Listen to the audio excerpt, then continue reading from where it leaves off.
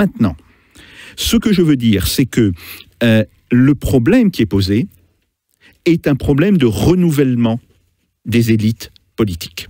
Et oui, mais l'élection l'empêche. De renouvellement des élites politiques. Et derrière ce problème se pose malgré tout le fait que, et il suffit de regarder un petit peu l'histoire, de connaître un petit peu ce qui s'est passé, le niveau de participation du peuple, de la population, à des mouvements politiques est extrêmement variable dans le temps. Et en fait, on voit très bien qu'il y a des moments où les gens retournent à leurs problèmes, parce que ces problèmes ont une dimension, je dirais, de dureté qui contraint les individus à revenir à ces problèmes. Mais oui, tout à fait. Si vous voulez, je reprends le mot de Marx, l'humanité a mis sur son drapeau « il faut bien vivre ».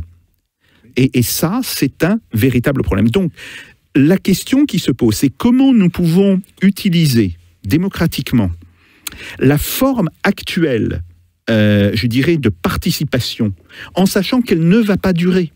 Il n'y a pas de participation aujourd'hui. Non, non.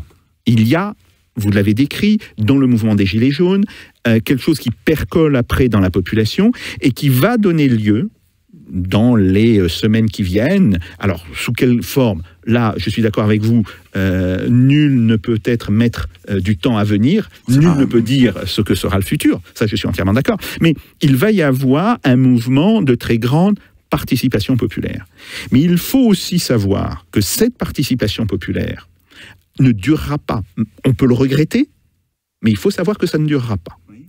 Et donc, qu'est-ce qui se passera quand ce mouvement va refluer? Eh bien, nous serons obligés d'en passer par des représentants qui formeront une nouvelle élite politique. Maintenant, la question importante, c'est est-ce que le peuple, au sens politique du terme, les citoyens, c'est l'Assemblée des citoyens, peut conserver des moyens de contrôle sur l'élite politique à venir. Et là, effectivement, le RIC est absolument fondamental. Écrit par nous-mêmes. Hein. Alors, quand vous dites écrit par nous-mêmes, moi je le vois de la manière suivante. Je vois des comités constituants qui se constituent sur l'ensemble du territoire et qui élisent en leur sein des représentants. Et si... On a une autre idée en ce moment. Je vous la soumets. On fait des ateliers constituants partout, là, avec les Gilets jaunes. Et on pourrait avoir une plateforme numérique sur laquelle chaque groupe qui a l'impression d'avoir rédigé un bon RIC, un RIC qui se défend, pourrait le publier, et nous pourrions voter. Oui. Au bout de 3 mois, 6 mois, par vote, les meilleurs RIC émergeraient, seraient comme plébiscités par les Gilets jaunes et les autres. Et on pourrait dire, les 3 qui ont été les plus choisis pendant cette période de profusion intellectuelle. De mobilisation. Parce qu'il va y avoir 100, 200, 300 propositions de RIC qui se ressemblent. Elles se ressemblent, mais certaines vont être élues. Et on pourrait dire que un président digne de ce nom, c'est-à-dire un gars qui nous représente vraiment, s'il avait le souci du bien commun et de l'intérêt général, à mon avis, ça n'arrivera pas, évidemment, mais on peut rêver pour déjà imaginer. Mais une personne détentrice de l'autorité pourrait dire, et qui serait animée de bonnes intentions, pourrait dire, bon, maintenant, après 6 mois de réflexion, les Gilets jaunes et les autres qui les ont rejoints ont exprimé leur préférence pour 3 RIC qui paraissent effectivement intéressants, et je les soumets au référendum, et par référendum, nous choisirions celui des 3 RIC des plus votés, des plus plébiscités, nous choisirions celui que nous voulons. Ben, c'est pas du tout une utopie, ça, c'est quand même pas bien compliqué. Il faut juste avoir un président digne de ce nom au lieu d'avoir un banquier, quoi. Je vous en prie.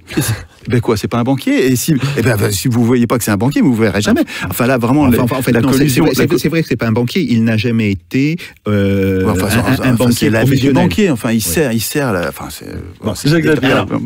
pas l'intérêt général. J'entends bien ce que vous dites, et c'est effectivement intéressant. Mais admettez que là, vous n'avez parlé que du RIC. Or, une constitution, c'est plus que le RIC. Ah oui, mais on l'a pas dit. Oui, non, mais, et donc un processus constitutionnel. Donc, en fait, qu'est-ce qu'on va aboutir? On va aboutir à la désignation de représentants qui ne seront pas les députés actuels. Ah ben non, pas dans la formule qu'on a dite là.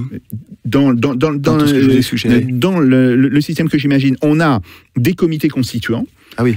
Ils élisent des représentants et après, ça c'est tout à fait normal, les projets de constitution, parce qu'il peut y avoir un projet majoritaire, un projet minoritaire, voire peut-être un troisième projet, sont soumis à référendum. Oui, mais là, ça nous a échappé quand même. Hein. Vous avez vu que là, il y a des représentants dans ce... Mais oui, mais ces représentants, ils sont d'une certaine manière le produit des comités constituants.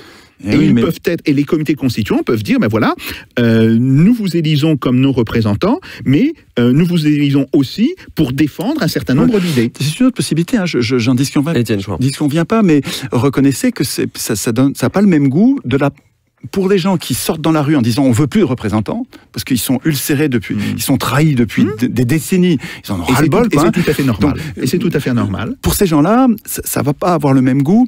La procédure qui consiste à dire on va progressivement désigner des représentants et c'est eux qui vont écrire le RIC pour l'installer dans la Constitution, ou bien nous allons tous faire l'effort d'essayer d'imaginer le RIC que nous voulons, on va voter pour le RIC qu'on préfère, et ensuite parmi les trois qu'on préfère, on va choisir à nouveau celui que nous voulons.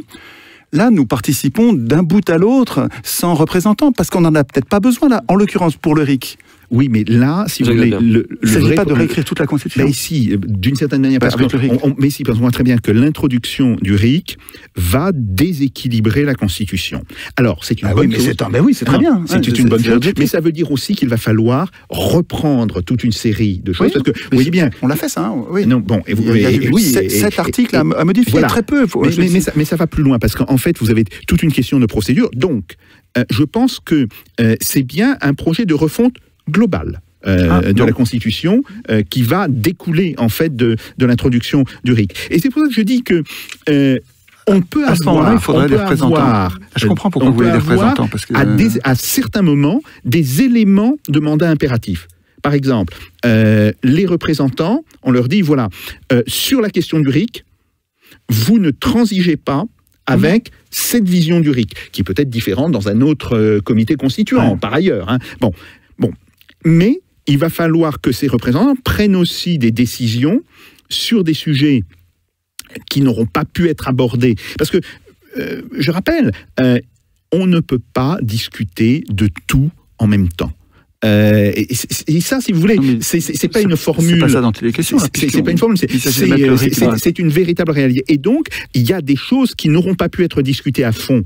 Dans la refonte de la Constitution, et il faudra bien que ces représentants, et là vous avez raison d'insister, qui ne doivent pas être les membres de l'élite politique actuelle, se réunissent et aient la possibilité de discuter entre eux. Étienne Chouard, je vous laisse réagir. Il y a une possibilité que nous envisageons, et c'est un signe de la créativité qui va venir du fait que les citoyens deviennent constituants.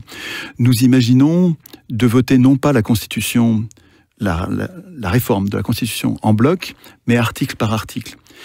On observe qu'à chaque fois qu'on vote une Constitution, on se fait maltraiter parce qu'on est obligé d'accepter des choses inacceptables, parce qu'on ne va pas tout refuser, et finalement... En acceptant par exemple la Constitution en 2005, il y a plein de gens qui ont voté oui, en sachant très bien qu'il y avait des choses inacceptables là-dedans, mais qui n'étaient pas opposés au point de dire non. Et en fait, on nous tord le bras sans arrêt avec un projet de Constitution complet pour lequel il faut voter oui ou non en bloc, ce qui est humiliant d'une certaine façon, parce que ça nous interdit de nuancer notre pensée. On pourrait très bien avoir un processus constituant dans lequel on voterait peut-être pas article par article, parce que les articles vont ensemble par bloc. Titre par titre. Mais titre par titre, par exemple. Oui, tout à fait, exactement. Tout à fait. Ça, je suis et en 2005, on aurait pu faire ça. Ça rejoint l'idée de mandat impératif. Sauf que c'est pas un mandat, mais on fait les choses une par une. Le mandat impératif, ça va paraître paradoxal à ceux qui me réduisent ce que je fais à la démocratie directe, mais le mandat impératif est discutable, parce que ça bloque une assemblée. Imaginez que tous les députés n'aient que des mandats impératifs, alors qu'ils vont leur fonction, c'est de discuter. Leur fonction, c'est donc de rapprocher les points de vue. Leur fonction, c'est de changer de point de vue un peu. Et de chercher des compromis. Et de chercher des compromis. Ou une articulation, en tout cas. L'argument des constituants qui consiste à dire le mandat impératif est interdit parce qu'il bloque les négociations n'est pas un faux argument. On pourrait... J'ai plein de copains qui disent que c'est un argument oligarchique et que en fait les gens veulent pouvoir, les députés veulent pouvoir n'en faire qu'à leur tête. À mon avis, c'est un peu plus compliqué que ça. L'argument qui dit, l'argument selon lequel le mandat impératif bloque les négociations et interdit même la négociation et la recherche d'un consensus n'est pas un faux argument. Ceci dit, on pourrait imaginer d'avoir des mandats qui soient dans certains cas impératifs, dans certains cas semi-impératifs ou dans certains cas libres, mission par mission. Tout à fait. Mais vraiment, c'est à nous d'écrire ça. Quand ce sont des représentants qui disent le mandat impératif est nul, tout le monde voit qu'ils sont en train de se donner carte blanche, ils sont en train de nous conduire à leur signer un chèque en blanc en disant la règle de la Constitution qui dit tout mandat impératif est nul, elle consiste à dire, une fois qu'on est élu, on fera ce qu'on veut. Et le fait que ce soit les élus qui aient écrit ça est scandaleux. Nous sommes légitimes, nous les autres, ceux qui ne veulent pas le pouvoir, nous sommes légitimes à écrire tout mandat impératif est nul, après y avoir réfléchi, et nous ne sommes pas suspects d'écrire des règles pour nous-mêmes, puisque nous sommes en train de signer un chèque en blanc aux élus, parce qu'on sait qu'ils vont en avoir besoin. Mais quand ce sont les élus eux-mêmes qui l'écrivent, enfin ils sont en conflit d'intérêts, c'est inqualifiable, c'est absolument illégitime. Je dénie la légitimité aux professionnels de la politique d'écrire la Constitution. Je suis entièrement d'accord sur ce point, et vous avez tout à fait raison de dire, le mandat impératif appliqué à la totalité des sujets ne peut pas fonctionner. Ça bloque une assemblée. Tout à fait. Mais on peut reconnaître que sur quelques points, et qui doivent être là bien discutés, il peut y avoir effectivement un mandat impératif, quitte à ce moment-là qu'émergent 2 ou 3 projets de constitution distincts, que l'Assemblée se divise, n'arrive pas à trouver un accord, et à ce moment-là, ces projets sont départagés par les citoyens. Au référendum, sont soumis au référendum. Mais ça, si vous voulez, c'est pas très différent sur le principe du système qui a existé en 1946, et vous savez que la première mouture de la Constitution de la 4e République a été rejetée, d'ailleurs. Oui, mais rejetée en bloc, quoi. Bien sûr. Et après, ça pose effectivement le problème, et là, je pense que vous avez raison, il faudrait pouvoir voter titre par titre, non pas article par article, parce qu'il peut y avoir des décohérences entre différents articles, mais titre par titre. Mais c'est même pas forcément titre par titre, Jacques, parce que c'est la constituante qui pourrait décider. La constituante, à mon avis, il faut qu'elle soit populaire, il ne faut pas qu'elle soit oligarchique, mais la constituante... on a bien compris la différence. La constituante pourrait décider elle-même des blocs d'articles sur lesquels elle a discuté, elle a senti qu'il y avait une opposition, et donc elle a construit le désaccord. J'aime bien ce terme de Villeray qui dit construire les désaccords. C'est-à-dire que quand on est constituant, dans nos ateliers, on n'arrête pas de faire ça. La plupart du temps, dans les ateliers constituants, on ne se dispute pas autant que sur les ateliers législatifs. En fait, c'est beaucoup plus consensuel, la façon dont nous allons écrire les lois, que les lois que nous devrions prendre. Et donc, mais il y a quand même des désaccords de temps en temps, et nous apprenons, dans les ateliers constituants, à construire nos désaccords. C'est-à-dire que quand on n'arrive pas à tomber d'accord, eh bien, on écrit les 2 options, les 2 séries d'articles qui sont à choisir, et c'est la constituante qui pourrait décider des blocs d'articles par exemple, qui sont cohérents, qui ont leur cohérence. Titre 2, version A, titre 2, version B. Oui, mais c'est pas forcément un titre, ça peut être un groupe d'articles à l'intérieur d'un titre, parce que c'est quand même un titre. Ça peut être plus nuancé, c'est à la constituante de décider.